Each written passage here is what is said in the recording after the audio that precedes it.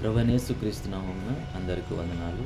ఈరోజు మన దేశంలో చూసుకున్నట్లయితే అనేక మంది రాజకీయ నాయకులు కావచ్చు, లేకపోతే అనేక మంది అధికారులు యేసయ్య నామమునకు వ్యతిరేకంగాను, సంఘాలకు వ్యతిరేకంగాను, పరిచర్యకు వ్యతిరేకంగా మాట్లాడుతున్నారు. కనుక సంఘమంతా మనం ప్రార్థిస్తున్నా కానీ వారి కఠిన హృదయాలు మార్చబడట్లేదు. అందుకనే సంఘాల్లో ఆందోళన పెరిగిపోయింది.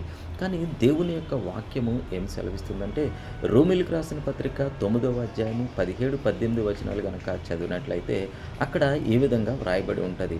ఫరో హృదయాన్ని దేవుడు కఠినపరిచాడంట. ఎందుకు దేవుడు ఫరో హృదయాన్ని కఠినపరిచాడంటే, ఫరో యొక్క హృదయం కఠినపరచడం బట్టి దేవుని యొక్క మహిమ లోకమంతా తెలుస్తుంది. అలాగే దేవుని నామమునకున్న ఘనత లోకమంతా తెలియజేయట కొరకే దేవుడు ఫరో యొక్క హృదయాన్ని కఠినపరిచాడంట. అలాగే ప్రియ కుమారుడు కుమార్తె, ఈరోజు నాయకులందరూ హృదయాలు కఠినమైపోయిందంటే నువ్వు నేను గ్రహించవలసింది ఏంటంటే, త్వరలో భారతదేశంలో గొప్ప విప్లవం రాబోతుంది. హల్లెలూయా. సువార్త అనే విప్లవం రాబోతుంది. హల్లెలూయా. భారతదేశంలో ఉన్న ప్రజలందరూ యేసయ్య ఎంత గొప్ప దేవుడో, ఎంత నిజమైన దేవుడో తెలుసుకున్న బోటు కొరకే వారి హృదయాలు కఠినమైపోయిందని మనం గ్రహించాలి. కనుక దిగులు పడదు, చింతపడదు.